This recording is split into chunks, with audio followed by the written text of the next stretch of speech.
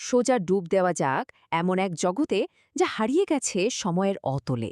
আমরা যাচ্ছি মায়া সভ্যতার এক গোপন মন্দিরের গভীরে, যেখানে প্রতিটা পা ফেলার সাথে সাথে খুলে যাবে ইতিহাসের নতুন পাতা। কিন্তু একটা ব্যাপার আছে, এই পুরো অভিযানের জন্য হাতে সময় মাত্র ১০০ ঘণ্টা। আর এই পুরো যাত্রার মূল মন্ত্রটাই ছিল এই কথাটা। মানে এটা শুধু কিছু পুরনো ভাঙাচোরা জিনিস দেখা নয়। না, এটা ছিল এমন এক জগতে ঢুকে পড়া যেখানে আজকের পৃথিবীর কোনো ছোঁয়াই নেই। মাত্র ১০০ ঘণ্টা! ভাবুন একবার, হাজার হাজার বছরের জমে থাকা রহস্য সমাধান করতে হবে এইটুকু সময়। প্রতিটা মিনিট, প্রতিটা সেকেন্ড ছিল দামি। সময়ের সাথেই দৌড়ে জেতা, এটাই ছিল আসল চ্যালেঞ্জ। তো চলুন এবার এগোনো যাক প্রথম আবিষ্কারের দিকে।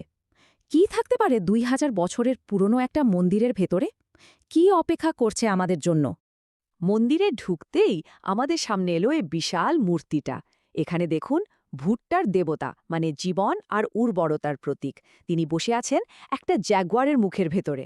জ্যাগুয়ার মানে তো শক্তি, পাতালপুরীর প্রতীক। জীবন আর মৃত্যু, এই দুটোকে কিভাবে একসাথে মিলিয়ে দিয়েছে ভাবা যায়। এটা কিন্তু মায়া সভ্যতার খুব গভীর একটা দর্শনের কথা বলে। মায়ানদের পিরামিড বাড়ানোর কৌশলটা কিন্তু ছিল অসাধারণ। ওরা কি করত জানেন? একটা পুরনো পিরামিডের উপরই আরেকটা নতুন, আরও বড় পিরামিড বানিয়ে ফেলত। এটা কিন্তু শুধু রাজমিস্ত্রির কাজ না, এটা ছিল সময়ের বুকে নিজেদের ছাপ রেখে যাওয়ার একটা দারুণ উপায়।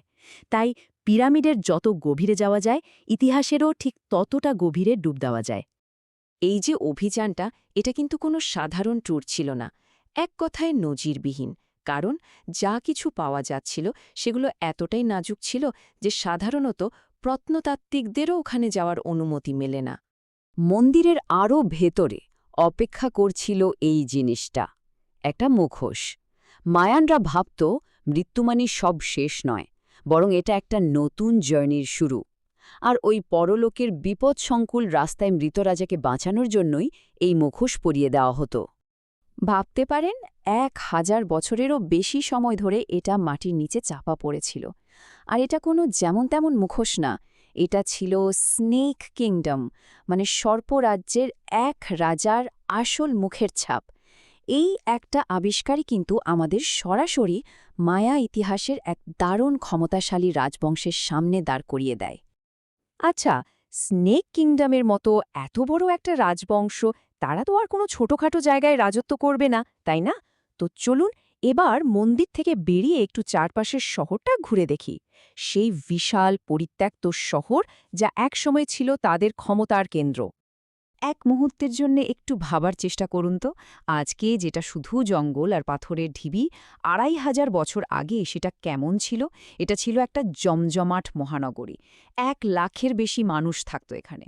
চারদিকে ছিল উঁচু উঁচু মন্দির, বাজার, একেবারে লোকে লোকারণ্য, জীবনের কোলাহল।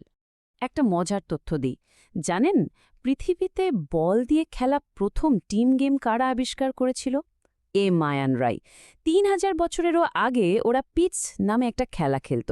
আর এটা শুধু খেলা ছিল না, এটা ছিল একটা রীতিমতো রিচুয়াল, দেবতাদের খুশি করার জন্য এক পবিত্র অনুষ্ঠান। কিন্তু খেলার নিয়মগুলো ছিল, আচ্ছা, বেশ কঠিন বললেও কম বলা হয়। খেলোয়াড়রা হাত ব্যবহার করতে পারত না। আর সবচেয়ে ভয়ঙ্কর ব্যাপারটা কি ছিল জানেন? যে দল হারত তাদের ক্যাপ্টেনের মাথা কেটে ফেলা হতো। ভাবা যায় খেলা আর ধর্মীয় আচারের কি অদ্ভুত আর ভয়ঙ্কর একটা মিশ্রণ। তো শহর তো দেখা হলো, এবার চলুন আমাদের এই যাত্রার পরের ধাপে পা রাখা যাক। এবার আমরা ঢুকব পবিত্র কিন্তু সাংঘাতিক বিপদসংকুল সব গুহার ভেতরে। মায়ানদের কাছে একটা গুহা মানে কিন্তু শুধু একটা গুহা ছিল না, তাদের বিশ্বাসে এটার একটা বিশাল গুরুত্ব ছিল। ওরা ভাবত গুহা হলো আসলে আর্থ মনস্টার, মানে পৃথিবীর দৈত্যের মুখ। আর এটাই হলো অন্য জগতে, মানে পাতালপুরীতে ঢোকার দরজা। আর গুহার ভেতরে ঢোকার পর অভিযাত্রীরা কি দেখেছিল সেটা এই একটা কথাতেই পরিষ্কার। ডুড, এটা তো বাদুড়ের টর্নেডো। হ্যাঁ, আক্ষরিক অর্থে হাজার হাজার বাদুড় মিলে যেন একটা ঘূর্ণিঝড় তৈরি করেছিল। এই গুহার আরও গভীরে লুকিয়েছিল মায়ানদের সৃষ্টি রহস্যের কেন্দ্র, জীবন বৃক্ষ বা দ্য ট্রি অফ লাইফ।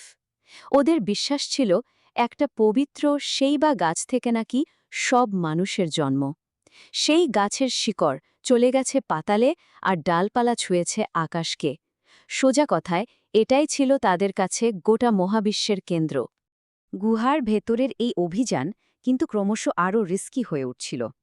কিন্তু প্রশ্নটা হলো, বিপদটা ঠিক কতটা বড় ছিল? এতটাই যে অক্সিজেন ট্যাঙ্ক নিয়ে নামতে হলো?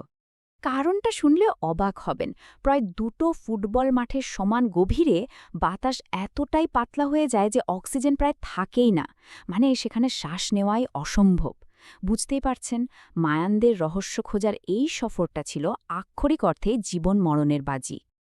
এইবার আমাদের যাত্রার একদম শেষ পর্যায়ে, আর আমরা পৌঁছে গেছি সবথেকে বিখ্যাত জায়গায়। হ্যাঁ, পৃথিবীর 7 আশ্চর্যের এক আশ্চর্য, চিচেন ইৎসা। এই যে কুকুলকান মন্দির, এটা শুধু বিশাল আকারের জন্যই বিখ্যাত তা কিন্তু নয়। এর আসল ম্যাজিক হলো এর সাউন্ড ইঞ্জিনিয়ারিংয়ে। মন্দিরের সামনে দাঁড়িয়ে যদি একটা তালি বাজানো যায়, তাহলে যে ইকো বা প্রতিধ্বনিটা ফিরে আসে, সেটা অনেকটা লেজার গানের শব্দের মতো। অবিশ্বাস্য, তাই না? এই পিরামিডের একদম চূড়ায় একটা ঘর আছে, যেখানে সাধারণ মানুষের যাওয়া নিষেধ। তো সেখানে কি রহস্য লুকিয়ে আছে সেটা দেখার জন্য শেষমেশ টেকনোলজির সাহায্য নেওয়া হলো। পাঠানো হলো একটা ড্রোন। কিন্তু এত কিছুর পর যা দেখা গেল, সেটা বেশ হতাশাজনক। ড্রোনটা চূড়ায় পৌঁছে দেখল ঘরটা একদম খালি, কিচ্ছু নেই। এত জল্পনা কল্পনা, এত রহস্য, আর তারপর এই দৃশ্যটা সত্যি কেউ আশা করেনি। আসলে এর পেছনে একটা লম্বা আর খুব দুঃখের ইতিহাস আছে। বহু শতাব্দী আগে স্প্যানিশরা যখন আসে, তারা এখানকার প্রায় সব মূল্যবান জিনিস লুট করে নিয়ে যায়। তাই এই যে খালি ঘরটা, এটা শুধু একটা খালি ঘর নয়, এটা একটা গোটা সভ্যতার সাংস্কৃতিক ক্ষতির প্রতীক। আজ যা পড়ে আছে তা হলো এই বিশাল কাঠামো, আর তার সাথে জড়িয়ে থাকা কিছু না বলা গল্প। এই পুরো সফরটার শেষে একটা বড় প্রশ্ন কিন্তু মাথায় ঘুরতে থাকে। যখন একটা সভ্যতার প্রায় সব বাস্তব চিহ্ন হারিয়ে যায়, তখন তার ইতিহাস, তার গল্পগুলোকে আমরা বাঁচিয়ে রাখব কিভাবে? মানে বাস্তব জিনিসপত্র হারিয়ে গেলেও তার গল্পগুলো কি সত্যি সত্যি বেঁচে থাকতে পারে?